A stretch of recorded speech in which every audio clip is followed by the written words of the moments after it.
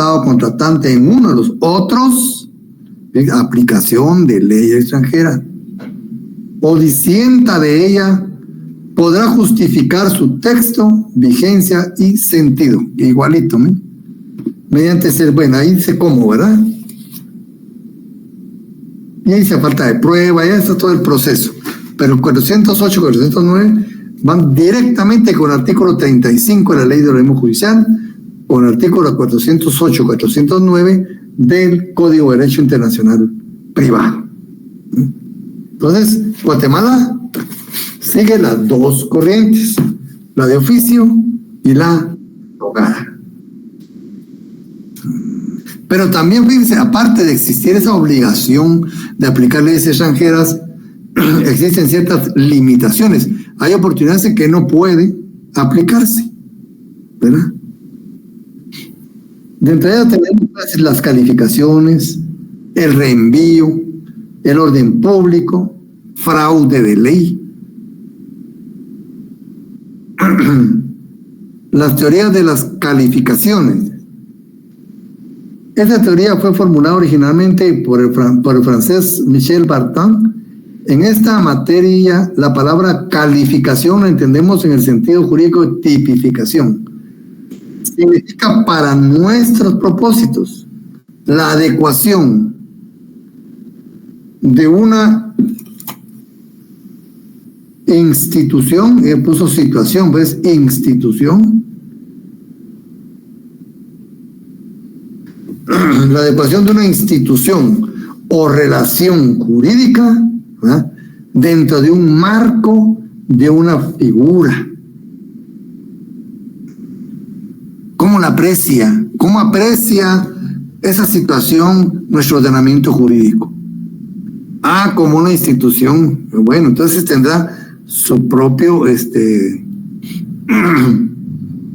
su propia ubicación en el campo del derecho internacional privado. No, pues es que ahora no es una institución, es un contrato. Como ven, ya cambia el lugar. Esa calificación es importante porque al final va a significar un resultado totalmente distinto, ¿verdad? Entonces dice, lo que hay que determinar es la naturaleza jurídica. La naturaleza jurídica de una institución jurídica o de una relación jurídica. Entonces dice aquí, dentro del marco de una figura jurídica puede ser capacidad, ¿no? Que la capacidad, el Estado, la afiliación, la obligación, el contrato, la forma, una sucesión, todo eso, ¿cómo? ¿Verdad? La va a contemplar un sistema jurídico. La teoría supone, dice, que las leyes de los diversos países deben tener un carácter común para ser conciliables entre sí. Se funda en que la forma, cómo se aprecie, eso es lo importante, ¿verdad? Una institución o una relación jurídica es esencial para la solución del conflicto.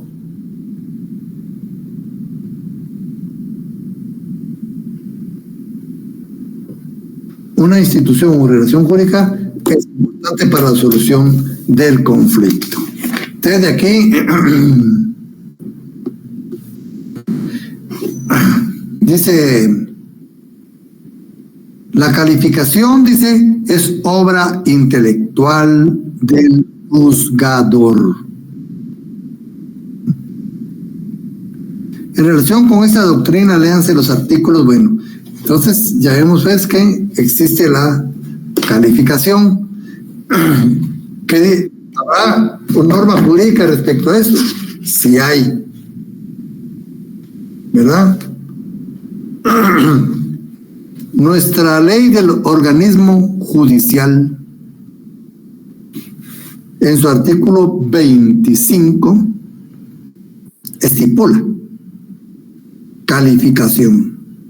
La calificación de la naturaleza, ¿verdad? La naturaleza de la institución, ¿verdad? El matrimonio, una institución social. Es una institución social. o relación jurídica se efectuará de acuerdo a la ley del lugar en que se juzgue.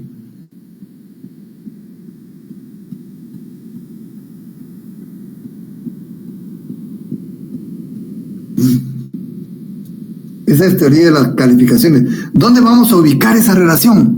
¿Va? ¿Como una ley territorial? ¿Como una ley personal? ¿Como una ley voluntaria? ¿Dónde se va a ubicar esa situación? Pero también el Código de Derecho Internacional Privado dice también, ¿ves? Artículo 6. En todos los casos no previstos por este código, cogimos las leyes personales, las leyes territoriales, las leyes voluntarias. En todos los casos no previstos por este código, cada uno de los estados contratantes, o sea, cada sistema jurídico mirará desde su propia lupa esa situación. Y esa situación debe determinar su naturaleza jurídica a una situación X. Debe reconocerle, determinar su naturaleza jurídica. Por eso dice, en todos los casos no previstos por este código, cada uno de los estados contratantes aplicará su propia calificación. El derecho es relativo. Relatividad del derecho. ¿Se dan cuenta? No hay reglas universales en el derecho internacional privado. Entonces dice el Código de Derecho Internacional Privado. En todos los casos no previstos por este código, cada uno de los estados contratantes aplicará su propia calificación a las instituciones jurídicas o relaciones jurídicas que hayan de corresponder a los grupos de leyes mencionados en el artículo 3. ¿Dónde los vamos a ubicar? ¿Verdad? ¿Qué naturaleza tienen? Sí, Fabio. Perdónale, disculpe, buenas noches. Solo con una consulta en el artículo que mencionó usted anteriormente, ¿cuál fue? Disculpe. Estoy mencionando el artículo 25 de la Ley del Organismo Judicial y el artículo 6 del Código de Derecho Internacional Privado. Bueno, ahí estamos, ¿verdad? Muchas gracias. Bueno, entonces ven, esta teoría de calificación nos viene a confirmar una vez más, ¿verdad?, la relatividad del derecho. Pero ¿quién califica? Va a calificar, ¿verdad?, cada estado. Cada estado. Y existe la teoría del reenvío. Dice, el problema radica en establecer si cuando una regla de derecho interno envía al derecho de otro país, esta referencia se dirige al derecho sustantivo de dicho país o a sus normas de derecho internacional privado. Aquí dice, es cuando se detona, ¿verdad?, la teoría del reenvío. ¿Consiste en qué? ¿En qué consiste el reenvío? Consiste en que la ley de un estado estipula que un caso determinado debe aplicarse una ley extranjera. Esta, a su vez, envía de regreso a la primera. Regularmente se aplica mucho, dice, para el estado y capacidad, ¿verdad?, de las personas en el extranjero, ¿verdad? Muy importante, van a ver, el reenvío. Dice aquí, hay el reenvío de primer grado, de segundo grado y de tercer grado o indefinido. ¿Cuál podría ser un caso de reenvío? Estos casos son reales, no son casos teóricos, son reales. El caso Forgo, dice, es un alemán ¿verdad? De apellido Forgo. Él nació en Alemania, es nacional de Alemania, y muy pequeño fue llevado a Francia. Ahí vivió toda su vida, ¿verdad? Es decir, domiciliado en Francia. Él amasó una fortuna compuesta de bienes muebles. Y a la fecha de su fallecimiento solo contaba con parientes colaterales. Y aquí está hincado el problema, ¿verdad? Un alemán domiciliado en Francia, con una fortuna, principalmente bienes muebles, y únicamente parientes colaterales. Y murió en Francia, ¿verdad? Respecto a la sucesión, ¿verdad? La ley alemana dice que los parientes colaterales sí pueden suceder bienes muebles, que es su nacionalidad, ¿verdad? La ley francesa, que es la de su domicilio, dice que para la sucesión de bienes muebles, los parientes colaterales no tienen derecho, solo que van en línea recta, ¿verdad? Directa. Ahí, mira, hay una diferencia, ¿verdad?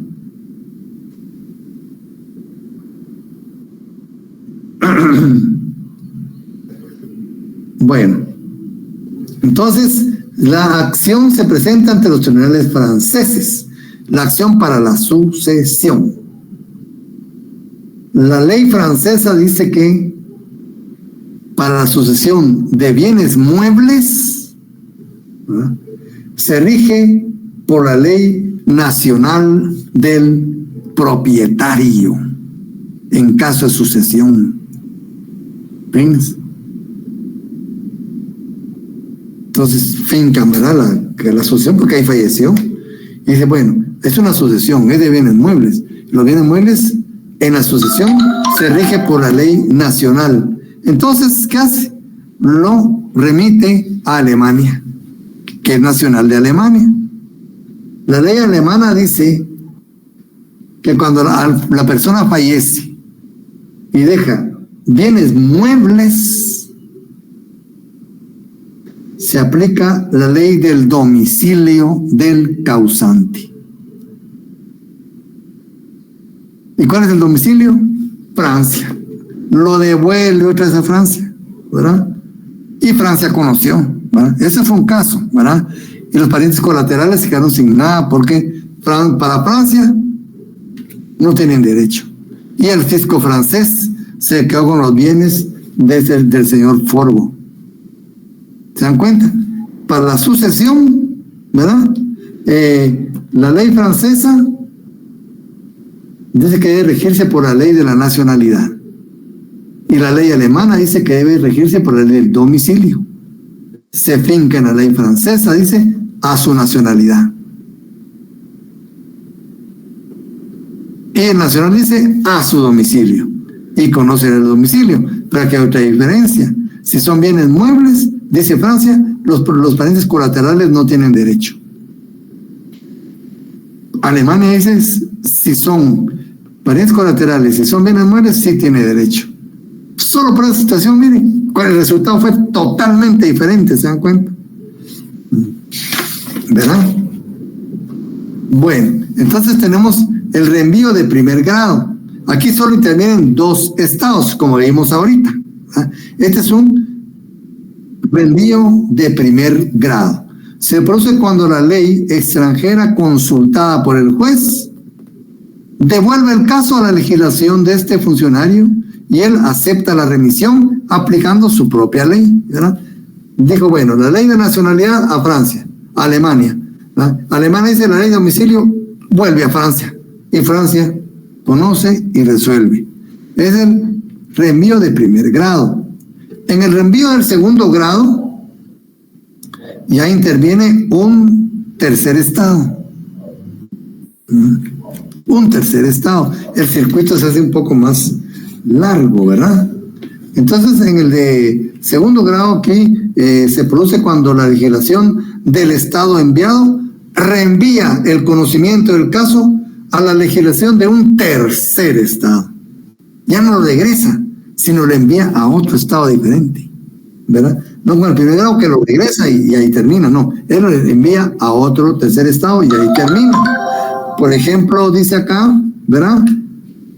Una persona de nacionalidad suiza, paseando, no sé qué, ¿verdad? Pero le toca morir, fallecer en el Reino Unido, en Londres.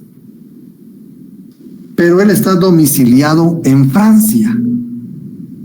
3 países. ¿Qué pasa acá? Fallece en el Reino Unido. Inglaterra dice, se declara incompetente, dice que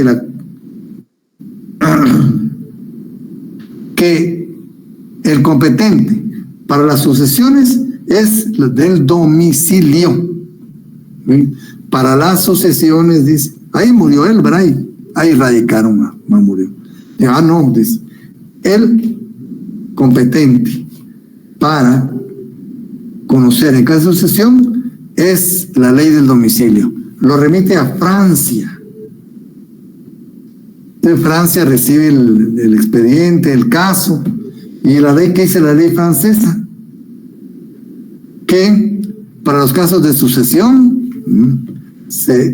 en este caso, ¿va?, se rige por la ley del domicilio de origen o nacionalidad, y lo remite a Suiza. ¿Se dan cuenta cómo fueron? Allá fueron 3 países. Y ahí termina. Entonces, Suiza conoce el caso y resuelve. Pero hay un tercer grado del reenvío. Este se llama reenvío indefinido, ¿verdad? O también se le llama sucesivo, reenvío sucesivo. Aquí sí se llama un circuito que representa, ¿verdad?, un círculo vicioso de no poder salir, ¿verdad? Como aquellos 3, no, ¿verdad? Como el de segundo que conoce el tercero y no hay ningún problema ahí, porque no hay dónde pasarlo y dice, bueno, sí, me tengo que conocer y conoce. Aquí no, aquí se forma un circuito indefinido. Se produce, dice, cuando son varias las legislaciones que se declaran incompetentes, siendo imposible determinar qué disposición de orden interno debe aplicarse en esta situación. Dice, hay un ejemplo, dice, de un argentino, ¿verdad?, domiciliado en Estados Unidos, que trata de hacer un acto jurídico en Francia. Bien, él es argentino, domiciliado en Estados Unidos, y quiere realizar un acto jurídico en Francia. Entonces, quiere determinar cómo puede determinarse su capacidad jurídica. ¿Es capaz o no es capaz? Entonces, el juez francés, para el Estado y la capacidad, aplica la ley nacional.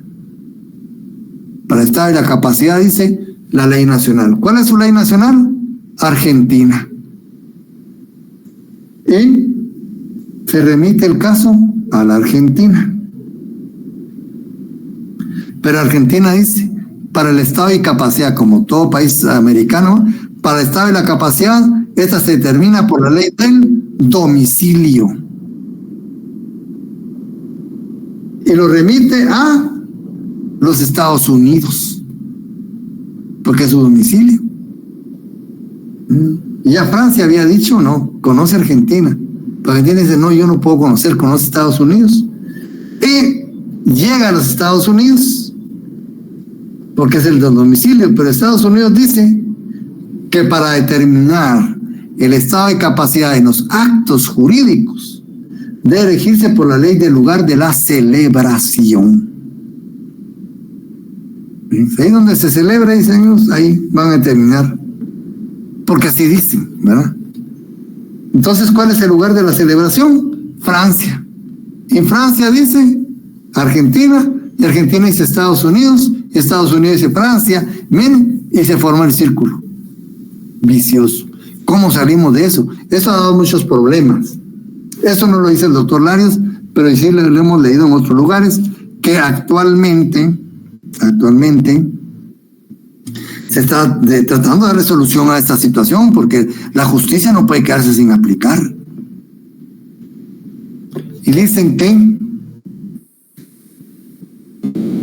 han adoptado esta posición, que el reenvío indefinido termina, ¿eh?, con el país al que de primero llegue en segunda oportunidad el expediente o el caso, ¿verdad? Termina con el Estado o con la legislación al que de primero llegue por segunda oportunidad, ¿verdad?, el caso. O sea, quiere decir que ya dio la vuelta, ¿verdad? Si dio la vuelta completa y regresó conmigo otra vez, resuelvo. Se está llegando a este acuerdo porque no hay cómo resolver. Entonces, cuando llegue por segunda vez, ¿verdad?, el primer país al que llegue por segunda vez, ese conoce. Pero es una cuestión que está en discusión todavía, ¿verdad? Ese es el reenvío. Pero existe otro principio, el orden público. Ese ya lo hemos estudiado bastante, ¿verdad? Vemos que, y aquí también existe pues esa limitación a la aplicación de leyes extranjeras. Hay otra limitación, el orden público, ¿verdad? Cuando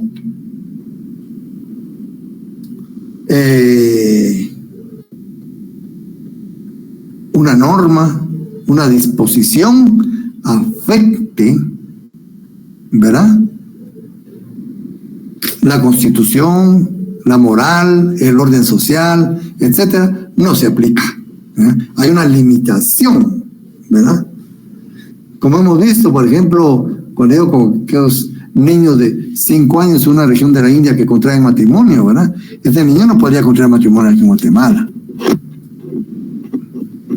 Va contra las costumbres, contra nuestra ley, no podemos aplicarlo, ¿verdad?, por orden público, ¿verdad?, ley de orden público. Entonces, ese está en el artículo 44 del Código de Derecho, de la Ley del Organismo Judicial, 44. Y aquí en su libro señala el doctor Larios otros artículos. Sería bueno que ustedes los revisaran, ¿verdad? Conclusiones. Vamos a concluir resumiendo la doctrina diciendo que una ley extranjera es aplicable en un estado extranjero según las circunstancias y las disposiciones de derecho internacional privado, siempre que la misma no viole las leyes de orden público establecidas por dicho Estado.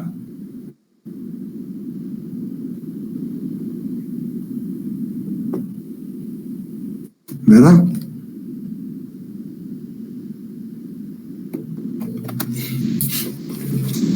Entonces ahí tampoco hay aplicación de ley extranjera, ahí no se le puede exigir, pues, ¿verdad? Pero hay otro caso, teoría del fraude a la ley. Esta teoría consiste en eludir la aplicación de la ley que normalmente es competente para regir una relación jurídica, buscando someterse a la aplicación de otra ley.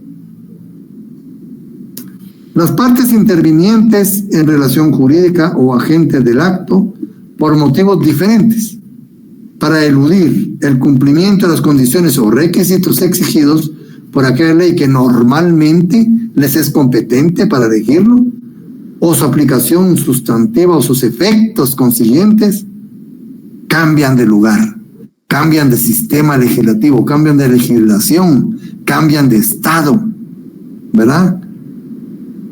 para su celebración, sometiéndose así al ordenamiento jurídico sustantivo adjetivo de otro lugar. También se llama el forum shopping, fíjense ustedes. Buscando legislación, ¿verdad? Como que dice, vitrinear, ¿verdad? Y viendo los diferentes sistemas jurídicos, ¿verdad? Esto pues se da para un caso a nivel internacional. Se dio un caso que Guatemala ganó a nivel internacional, el caso Nottebohm, Federico Nottebohm. Esta persona había venido con su familia, ¿verdad? A finales del siglo XIX, a principios del XX, muy pequeño, vino a Guatemala, y él con el tiempo se quedó pues con el control pues de los negocios familiares. Imagínense, se han ido muriendo sus papás y todo, ¿verdad? Llegó la Segunda Guerra Mundial y el señor no adquirió su nacionalidad guatemalteca. Cuando capituló Alemania y fue vencida en la Segunda Guerra Mundial, a nivel mundial los súbditos alemanes tuvieron problemas. En muchos países les confiscaron bienes. Guatemala no fue la excepción, pero Guatemala formó parte de los aliados, ¿verdad? Cuando esta persona se enteró de ello, bueno, se dirigió al Principado de Liechtenstein y adquirió su nacionalidad ahí. Cuando Guatemala le confisca, interpone va a pedir la protección diplomática, ¿verdad?, del Liechtenstein. Y Liechtenstein pues presenta demanda contra Guatemala en las cortes internacionales. Pero como ven, él, ¿no?, se sustrajo a la nacionalidad alemana para someterse a otra que le convenía. Ese es fraude de ley. Guatemala ganó el caso a nivel internacional, un caso muy interesante, ¿verdad? Que no solo fraude de ley, sino es más que todo de nacionalidad, pero ahí hay un fraude de ley. Otros eran con aquellos en Argentina que no aceptaba el divorcio, ahora ya lo aceptan, no aceptaba el divorcio. Entonces las personas salían de paseo, entre comillas, ¿verdad?, y ya regresaban divorciados, porque iban a otros países donde el divorcio se aceptaba y ahí se divorciaban. Fraude de ley. Se sustraen, ¿verdad?, a un sistema jurídico y se someten a otro de su conveniencia. Nuestra ley de organismo judicial dice algo sobre fraude de ley. El artículo 4, en su segundo párrafo, empieza pues actos nulos, ¿verdad? 4. Los actos contrarios a las normas imperativas y a las prohibitivas expresas son nulas de pleno derecho, ¿no?, etcétera. Párrafo segundo. Los actos realizados al amparo del texto de una norma que persigan un resultado prohibido por el ordenamiento jurídico o contrario a él se considerarán ejecutadas en fraude de ley y no impedirán la debida aplicación de la norma que se hubiere tratado de eludir. Se elude de una ley y se somete a otra ley de conveniencia. Ese es el fraude de ley. También esto, como ven, impide la aplicación de leyes extranjeras. Lo difícil, dicen, el fraude de ley es determinar la voluntad. ¿Cómo es interna, verdad? No sé a nosotros qué voluntad hay, qué ha motivado esa actitud. Entonces ahí pueden cometerse injusticias, ¿verdad?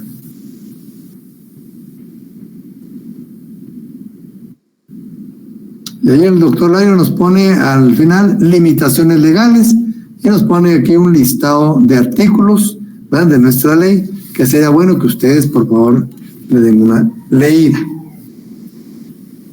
Posteriormente viene otro tema que es el principio del respeto internacional de los derechos adquiridos. Y ahí vimos más que los derechos adquiridos al amparo de una ley, ¿verdad?, deben ser respetados. Deben ser respetados. La ley dice algo al respecto. ¿Qué opinan ustedes? ¿Dirá o no dirá algo al respecto?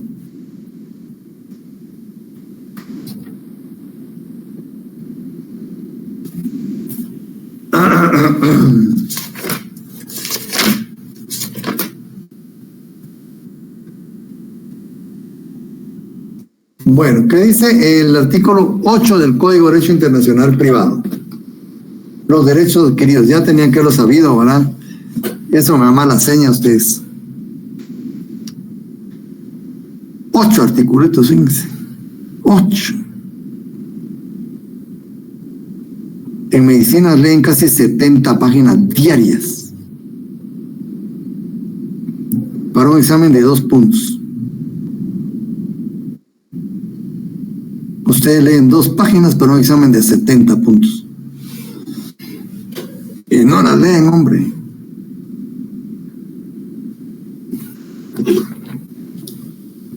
Derechos adquiridos. Los derechos adquiridos al amparo de las reglas de este código tienen plena eficacia extraterritorial en todos los estados contratantes. ¿Sí? Deben ser reconocidos. Salvo que, ahí viene, miren, se opusiera a alguno de sus efectos o consecuencias una regla de derecho internacional, de orden público internacional. Una regla de orden público internacional.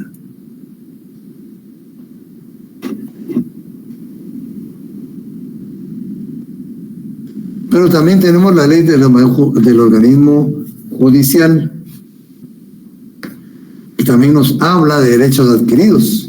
Artículo 26. Derechos adquiridos. El estado y capacidad. Ya nos estamos refiriendo al estatuto personal. El estado y capacidad de la persona individual, extranjera, adquiridos conforme a su ley personal, que puede ser el domicilio o la nacionalidad, será reconocido por Guatemala. Aquí estamos ante la aplicación de leyes extranjeras. Ese será reconocido, aplicación de ley extranjera. Si no se opone al orden público.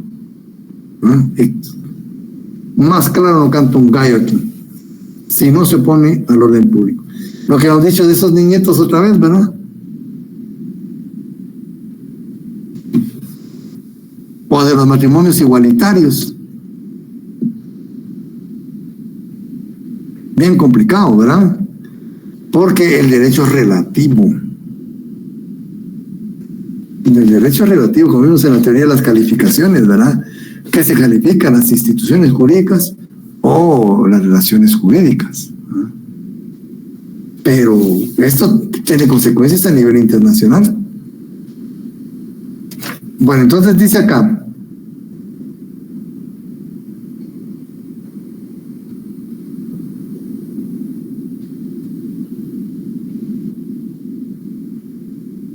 Dice, un ejemplo es el caso de un matrimonio celebrado en un estado X. Los contrayentes establecen su domicilio en el estado Y, donde desean hacer valer los derechos adquiridos por el acto del matrimonio. La Corte o Tribunal del estado Y, donde fueron a domiciliarse, deberá necesariamente acudir a la ley del estado X, donde se casaron, ¿verdad?, para conocer los derechos y su extensión adquiridos en el estado X. Invariablemente lleva a la aplicación de una ley extranjera, pero sin que exista verdadero conflicto con una ley jurisdiccional local. El respeto en cuestión constituye un estado de una verdadera obligación jurídica, siempre y cuando, como les digo, no afecte el orden público, ¿verdad? Entonces, limitación, dice, condiciones de aplicación, dice el doctor Larios. ¿Qué condiciones? Que se haya adquirido un derecho, ¿verdad? 2, que dicho derecho haya sido adquirido de conformidad con la ley. Y esa ley debe ser vigente, ¿no? De conformidad con la ley y que sea vigente. Y 3, que el respeto del mismo sea invocado por las partes o por una de ellas, porque uno no está para saber, ¿verdad? Uno está para saber. Entonces, son las condiciones para aplicar, ¿verdad?, este principio. ¿Qué limitaciones hay? Lo básico, ¿eh? Que no lesione el orden público ni las buenas costumbres. Pues dice que el doctor Larios, aunque el orden público y las buenas costumbres es una noción muy relativa. Entonces, las buenas costumbres y el orden público es quien del Estado en que se pretenda hacer valer, porque ahí es donde interesa, ¿verdad? La importancia de ese principio, dice, se extiende en primer lugar a la eficacia, ¿verdad?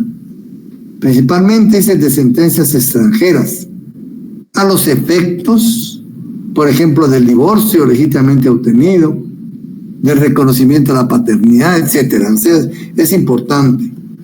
¿Qué fundamentos tiene este principio de respeto a los derechos adquiridos? La seguridad jurídica, eso es importante, ¿verdad? Es que si no hay seguridad jurídica no se puede desarrollar, ¿verdad? Ni perfeccionar ninguna situación. Entonces la seguridad jurídica es importantísima. La existencia de la comunidad internacional y la necesidad de la convivencia y respeto mutuo. La naturaleza social y cosmopolita de la persona humana. Y los medios altamente tecnificados que ofrecen hoy en día la sociedad para llevar a cabo operaciones comerciales, de toda índole, no solo comerciales, ¿verdad? Sino civiles, etcétera.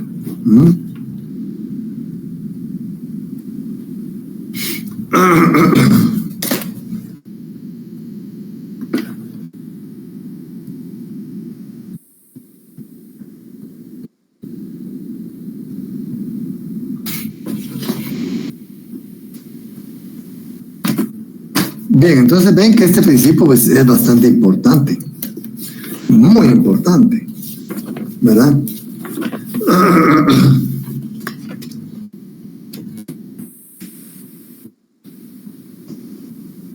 Y tenemos también el otro tema que es Derecho Internacional Privado Guatemalteco.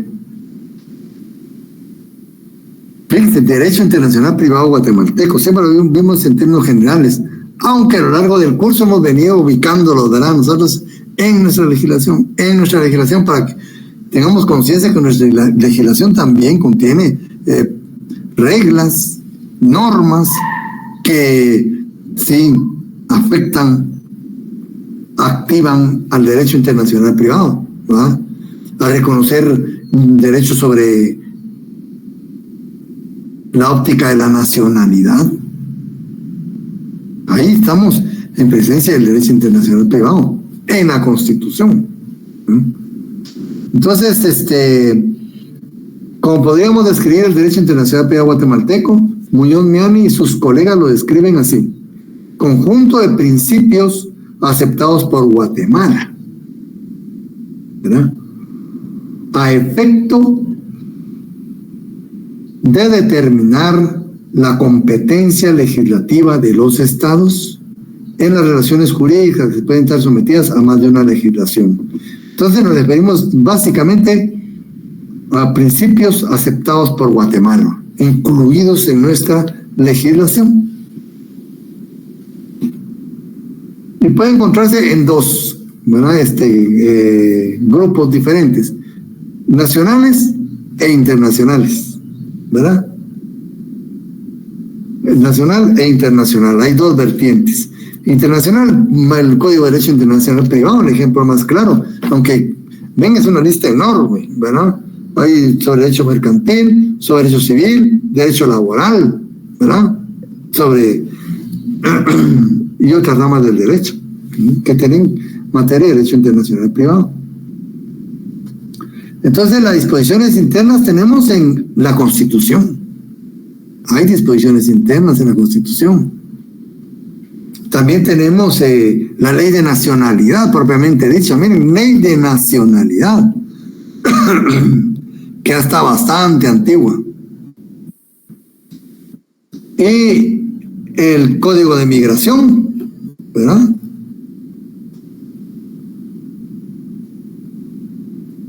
En el Código de Migración también cantidad y otras leyes. En la Constitución, veamos algunos de la Constitución, y cuando ustedes vean van a ver que si tienen algún contenido de derecho que tiene, pues derecho internacional privado. Por ejemplo, el artículo 4. En Guatemala todos los seres humanos son libres e iguales en dignidad y derechos. Todos, está diciendo. Todos. ¿Qué clase de norma es esta?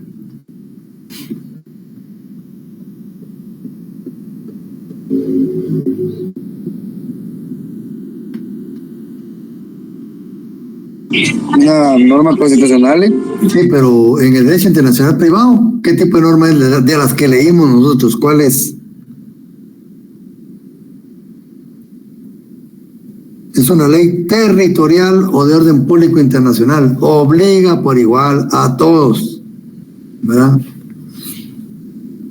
El número 5, libertad de acción.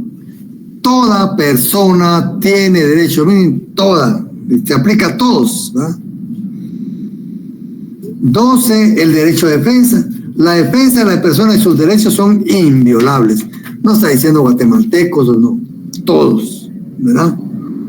26, el derecho de libre locomoción, ¿verdad? La libertad de locomoción. Toda persona tiene libertad de entrar, permanecer, transitar, salir del territorio nacional. Cambiar de domicilio, ¿ves? O de residencia sin más limitaciones. Bueno, el 42, derecho de autor e inventor. Se reconoce el derecho de autor y el derecho de inventor. Los titulares de los mismos gozan de la propiedad exclusiva de su obra o invento de conformidad con la ley y los tratados internacionales. Hay tratados internacionales. Si es sobre derechos de inventores, esa norma es de derecho internacional privado, ¿verdad? Derechos inherentes a la persona humana. Los derechos y garantías que otorga la Constitución no excluyen otros que, aunque no figuren precisamente en ellas, son inherentes a la persona humana, a todos, ¿verdad? 46, preeminencia del derecho internacional. Se establece el principio que en materia de derechos humanos, los tratados y convenios aceptados y ratificados por Guatemala tienen preeminencia sobre el derecho interno. Ahí tenemos los derechos, ¿verdad?, civiles de los que hemos hablado. ¿Ven? Eso es lo importante en el Código Internacional Privado, que a estas alturas yo estoy seguro que ustedes ya investigaron ese tema, los derechos civiles. Ya saben de qué estoy hablando, ¿verdad? El 87, que se refiere a nuestra universidad, que habla sobre reconocimiento de grados, títulos, diplomas e incorporaciones. Artículo 87, párrafo 2. La Universidad de San Carlos de Guatemala es la única facultada para resolver la incorporación de profesionales egresados de universidades extranjeras. Pueden ejercer previo, sí pueden, previo, tal, ¿verdad? Como ven, estamos, el derecho del trabajo, también tenemos algo del derecho del trabajo, derechos sociales mínimos de la legislación del trabajo. Fíjense. Literal M. Dice, preferencia a los trabajadores guatemaltecos sobre los extranjeros en igualdad de condiciones. En igualdad de condiciones tiene preferencia el trabajador guatemalteco. Nacionalidad, ¿verdad? Q. Derecho de sindicalización libre de los trabajadores. Este derecho, el párrafo 2 del literal Q, solo los guatemaltecos por nacimiento podrán intervenir en la organización, dirección y asesoría de las entidades sindicales. Derecho al trabajo relacionado, ¿verdad?, con nuestro tema.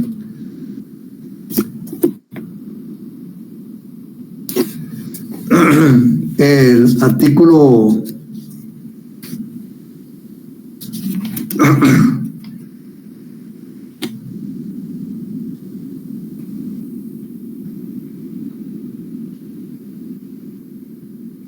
bueno, el artículo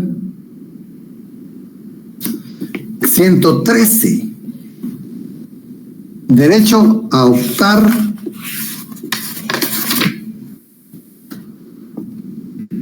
a cargos, a empleos o cargos públicos. Los guatemaltecos, ¿bien?, tienen derecho a optar a empleos o cargos públicos, y para su otorgamiento no se tendrá más que guatemaltecos.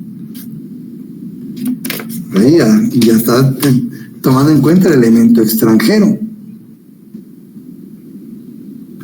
El artículo 123, limitaciones de las franjas fronterizas. Los extranjeros no pueden poseer ahí. Solo los guatemaltecos de origen pueden poseer. 123.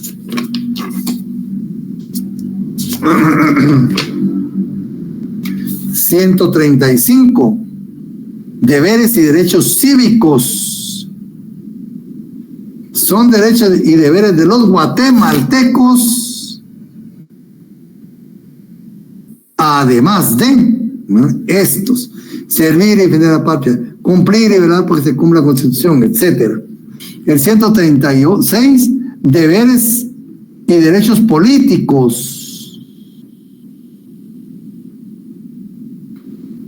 Son derechos y deberes de los ciudadanos. Son deberes y derechos de los ciudadanos. ¿Y quiénes son ciudadanos? Aquí nos dice la Constitución. Son ciudadanos los guatemaltecos mayores de 18 años de edad. Los ciudadanos no tendrán más limitaciones que las que establecen esta Constitución y la ley. Es decir, dirigidos, como ven, a los guatemaltecos, derechos y deberes políticos. Son de los ciudadanos, pero ¿quiénes son ciudadanos? Ya vimos quiénes son, ¿verdad? Estamos muy claros ahí, ¿verdad? Derecho de petición en materia política, 137. El derecho de petición y en materia política corresponde exclusivamente a los guatemaltecos. ¿Se están dando cuenta? Hay bastante normatividad, ¿verdad? Por ejemplo, requisitos para el cargo de diputado. Para ser electo diputado se requiere ser guatemalteco de origen. ¿Bien? O tiene que ver con la nacionalidad, ¿verdad? Tiene que ver con la nacionalidad. Guatemalteco de origen. ¿Qué estamos viendo? Sí. Hay otros, ¿verdad? Pero vamos a... Para que ustedes se den cuenta que para optar al cargo de vicepresidente o presidente o vicepresidente de la República, podrán optar al cargo de presidente o vicepresidente de la República los guatemaltecos de origen que sean ciudadanos en ejercicio y mayores de 40 años. Estamos viendo aquí, pues.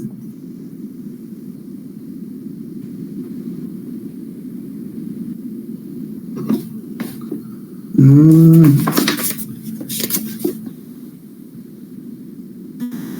196, requisitos para ser ministro de Estado. Para ser ministro de Estado se requiere ser guatemalteco.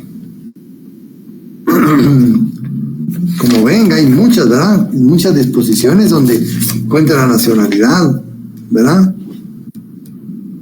Requisitos para ser magistrados o jueces también. deben ser guatemaltecos de origen.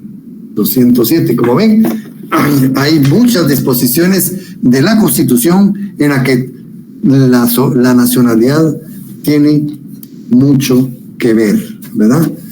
Entonces tenemos pues en la Constitución, tenemos también derecho internacional privado, tenemos por ejemplo en el Código de Notariado los requisitos habilitantes del notario, ¿verdad? Ser guatemalteco, ejercicio del notariado en el extranjero, que tiene la ley del organismo judicial, ¿verdad? Actuación notarial en el extranjero, dicen, ¿verdad? Cómo se lleva, en qué cartulan, cómo se llevan sus registros. 43, derecho internacional privado, documentos provenientes del extranjero, forma de los actos jurídicos. Miren, todo ese es derecho internacional privado en notariado, capacidad de las partes. En el derecho laboral, por ejemplo, número máximo de extranjeros en las empresas, salario máximo que se les puede pagar a extranjeros en empresas aquí en Guatemala, o contrario censo, guatemaltecos contratados para prestar sus servicios en el extranjero, aparte de otras cosas, ¿verdad? Pero eso es lo que más resalto. En el derecho internacional, en el derecho procesal civil, por ejemplo, la excepción previa de arraigo, cuando el que demanda es un extranjero, ¿verdad? El judicatum solvi, que le llaman, creo que es el 117 o 118 del Código Procesal Civil y Mercantil, entre las excepciones previas, ¿no? Ahí el extranjero tiene una limitación en ese sentido, debe garantizar.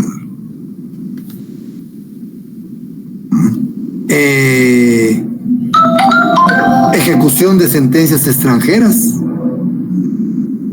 en el procesal civil. En el civil, la tutela de extranjeros, matrimonio con extranjeros, la capacidad de las partes, prohibiciones, etcétera. Como ven, también tiene mucho que ver con el derecho internacional privado. Entonces, y en el código de derecho internacional privado ya vimos, ¿verdad? Cómo está organizado, su parte general, etcétera. ¿Qué reglas lo informan? ¿Cómo está dividido? Pero entonces aquí vemos qué principios y qué reglas de derecho internacional privado existen en nuestra legislación, ¿verdad? Aquí hemos visto, pues, a lo largo de la exposición del curso les he ido señalando los artículos, pero vamos a como recapitular, ¿verdad? Lex Rei Citae o Lex Rei Cite, ¿verdad? La ley de la ubicación de los bienes. Esta se refiere a los bienes. Cuando hablemos del Lex Rei Citae, nos estamos refiriendo a la situación de los bienes. Cuando hablemos del Locus Regim Actum, nos estamos refiriendo a los actos jurídicos, a la forma de los actos jurídicos. A la forma de los actos jurídicos. Cuando nos refiramos a la Lex Fori, nos estamos refiriendo a las formas del proceso. Lex Fori, proceso. Locus Regim Actum, actos jurídicos. Lex Rei Citae, bienes, ¿verdad? Y en cuanto a la ley penal, su naturaleza, principalmente, generalmente, es territorial.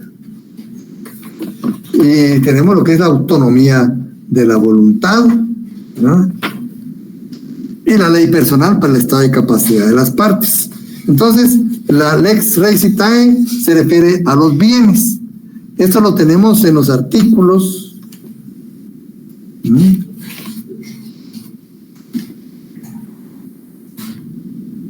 27 de la ley del organismo judicial. Situación de los bienes, ley Rey Citae. Los bienes se rigen de acuerdo a la ley del lugar de su ubicación. Bienes en general, muebles e inmuebles. A la ley del lugar de su situación, donde se encuentren. El Código de Derecho Internacional Privado también tiene algo al respecto, ¿verdad? Y está en consonancia con nuestra ley de organismo judicial. Artículo 105. Los bienes, sea cual fuere su clase, están sometidos a la ley de la situación. De la situación. En cambio, nuestra ley de organismo judicial dice ubicación, ¿verdad? Y ellos dicen la situación. Ese es un principio en nuestro ordenamiento jurídico. ¿Qué otro principio hay? La locus regit actum.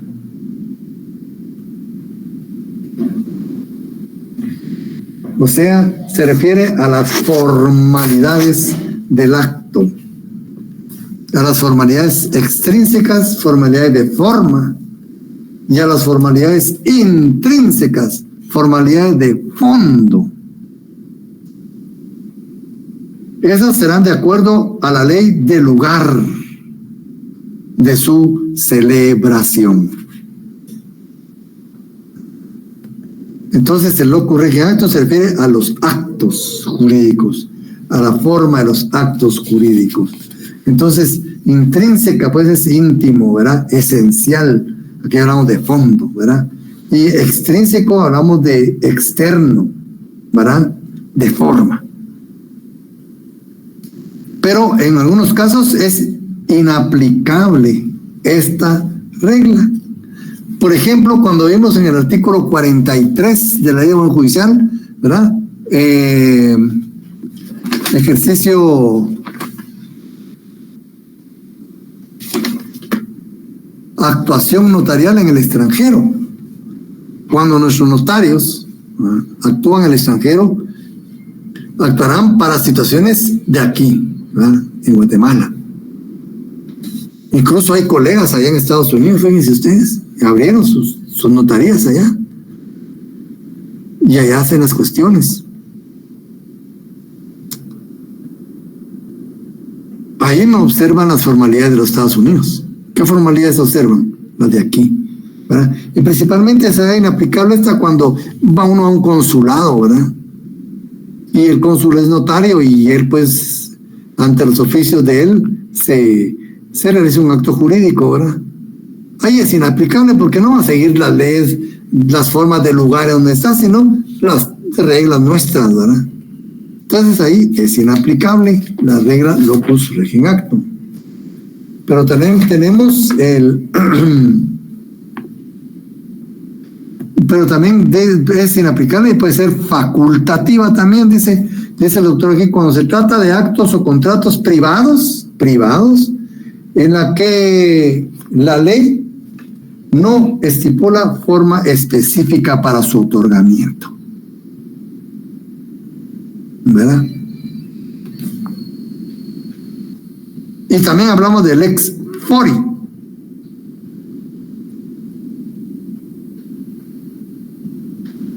Aquí estamos hablando del proceso judicial. En lo procesal, como tenemos algo nosotros, tenemos también en el artículo, los artículos 33 y 34. La competencia jurisdiccional de los tribunales nacionales con respecto a personas extranjeras sin domicilio en el país, el proceso y las medidas cautelares se rigen de acuerdo a la ley del lugar en que se ejercite la acción. Lex fori. Los tribunales guatemaltecos son competentes para emplazar a personas extranjeras o guatemaltecas que se encuentren fuera del país en los siguientes casos, ¿verdad? Lex fori.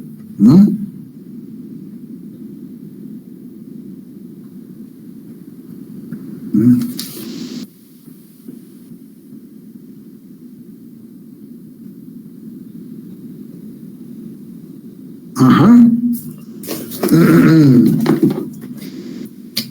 Entonces, como ven aquí, nuestra ley dice cómo es en cuanto de lo procesal y en cuanto a la jurisdicción, artículos 33 y 34. Pero tenemos también el Código de Derecho Internacional Privado, no podemos olvidarlos, ¿verdad? En el 300.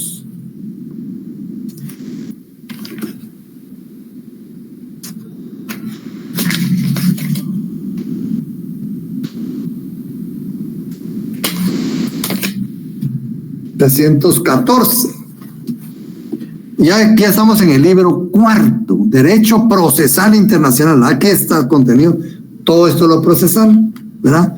La ley de cada estado contratante determina la competencia de los tribunales, así como su organización, forma del enjuiciamiento, o sea, del proceso, ¿verdad?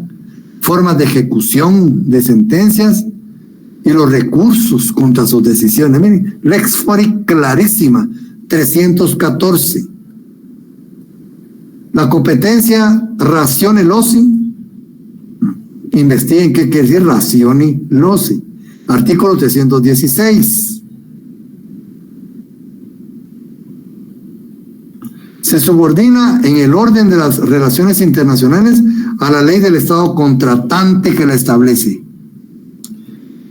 317. La competencia ratione materie y ratione persone, ¿no?, en el orden de relaciones internacionales no debe basarse por los estados contratantes en la condición de nacionales extranjeros de las personas interesadas en perjuicio de estas, ¿verdad? No debe, ¿verdad? Sino debe ser en razón de la materia y en razón de la persona sin perjuicio de ellos. Y continúa, reglas generales de competencia en lo civil y mercantil. Continúa la exposición ahí en el Código de Derecho Internacional Privado. Territorialidad de la ley penal. Como ustedes ven, la ley penal es esencialmente territorial, ¿verdad? No creo que tenga aquí mi código penal, voy a ver si lo encuentro.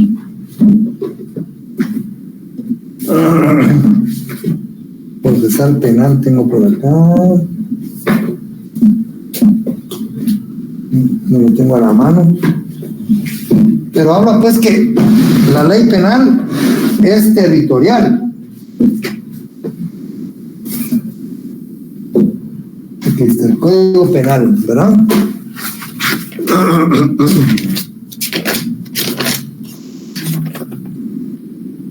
Dice el artículo 4, importantísimo, entonces, y aquí nos dice territorial de ley penal, nos dice el doctor Larios, y así es, ¿verdad?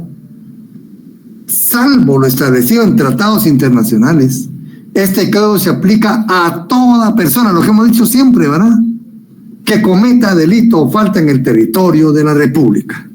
Punto. Más claro no canta un gallo, jóvenes. No se pueden perder, ¿verdad? Pero esto tiene sus excepciones, ¿verdad? La regla general es esta, indiscutiblemente. Tiene sus excepciones. Puede convertirse en extraterritorial. Este código también se aplicará por delito cometido en el extranjero, fíjese, por delito cometido en el extranjero. Ustedes ya estudiaron penal, ¿verdad? Ya saben esto. Por delito cometido en nave o aeronave o cualquier otro medio de transporte guatemalteco, cuando no hubiera sido juzgado en el país en que se cometió el delito. Iban en un buque guatemalteco y se cometió un delito, no se le juzgó, se le puede juzgar aquí, aunque no se ha cometido en Guatemala.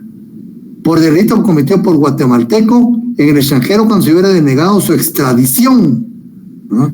Cuando no se extraditó, hay obligación de juzgarlo.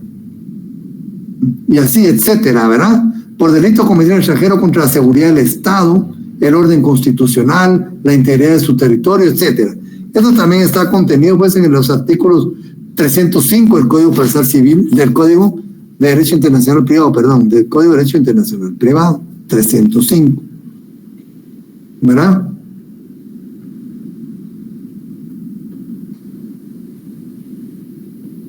Fíjense, también hay ejecución de sentencias extranjeras. En caso de los incisos 1 y 6 del artículo anterior, el imputado será juzgado según la ley guatemalteca, aun cuando haya sido absuelto o condenado en el extranjero. Bueno, etcétera, ¿verdad? Pero, esa es la regla general. Existe unas excepciones a la regla general. En algunos casos, ¿no? Ya vimos, es extraterritorial. Ahí mismo lo dice el código, en su artículo 5. Pero también puede ser inaplicable, fíjense, en la ley penal. En algunos casos es inaplicable. Cuando sea el estatuto diplomático a los jefes de Estado, a ellos no se les aplica.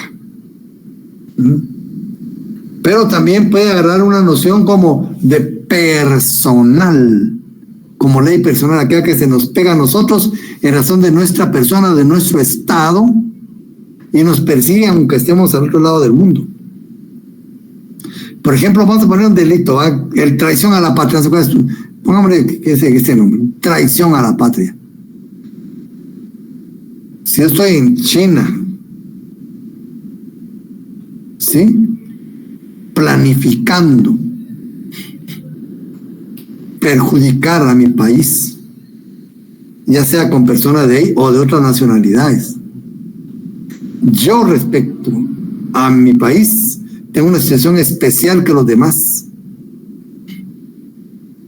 o esté en Rusia o esté en Estados Unidos, ¿ah? Si yo estoy complotando en contra de mi país, cometeré un delito. Esa es ley, ahí se convierte en ley personal, la ley penal. Esa ley penal, en mi calidad guatemalteco, me hace ir a cualquier parte del mundo. Se me va a pegar y va a ir conmigo siempre, o con cada uno de nosotros, ¿verdad? Ese delito de traición a la patria. En nuestra calidad de guatemaltecos, no importa dónde estemos, se nos va a pegar y nos va a seguir donde quiera que vayamos. Ahí va a ser personal, excepción a la regla, ¿verdad? Entonces, en principio la ley penal es territorial, pero en un caso determinado puede ser inaplicable, puede ser extraterritorial y puede ser personal. Ya vieron, hasta la ley penal tiene un amplio campo de acción, ¿verdad? Autonomía de la voluntad,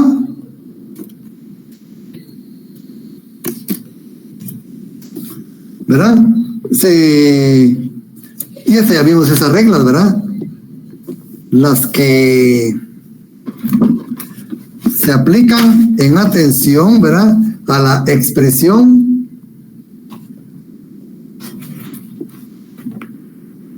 interpretación o presunción, ¿verdad?, de la voluntad de las partes. Y hay, miren ustedes, por ejemplo,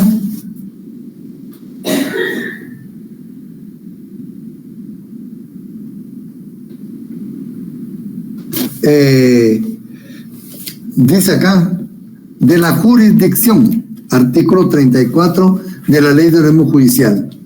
Los tribunales guatemaltecos son competentes para emplazar a personas extranjeras, ¿no?, en cualquier lugar, ¿no?, o guatemaltecos que se encuentren fuera del país en los casos siguientes. Literal C. Cuando se trate de actos o negocios jurídicos en que se haya estipulado que las partes se someten a la competencia de los tribunales de Guatemala. Autonomía de la voluntad. Y tenemos otros. Los actos y negocios jurídicos se rigen por la ley de la ley a que las partes se hubieran sometido. ¿Sí? Pacto de sumisión, también es la autonomía de la voluntad. Y también está el sometimiento voluntario. En los casos en que el acto o negocio jurídico se celebre en el exterior y vaya a surtir efectos en Guatemala, las partes pueden someter dicho acto o contrato a las formalidades extrínsecas e intrínsecas que prescriben las leyes nacionales. Como ven, aquí hay una excepción a la regla locus regit actum. Pero también hay un pacto de sumisión, una declaración de autonomía de la voluntad.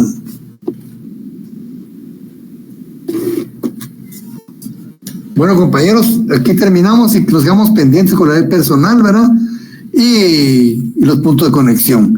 Para el examen parcial, pues no sé si ustedes ya me conocen, entonces viene proyectado para poder ser resuelto de una forma digital, ¿verdad? Falso o verdadero, subrayo,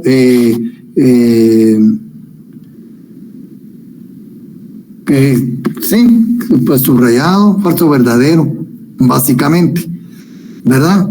15 preguntas, a 2 puntos cada pregunta, estos temas que hemos visto, y si Dios lo permite, hasta que el último que veamos el día 22, que tenemos clase, ¿verdad?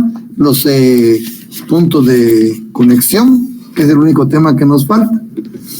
Y va a estar programado para las 20 horas, para las 2 secciones, las 20 horas.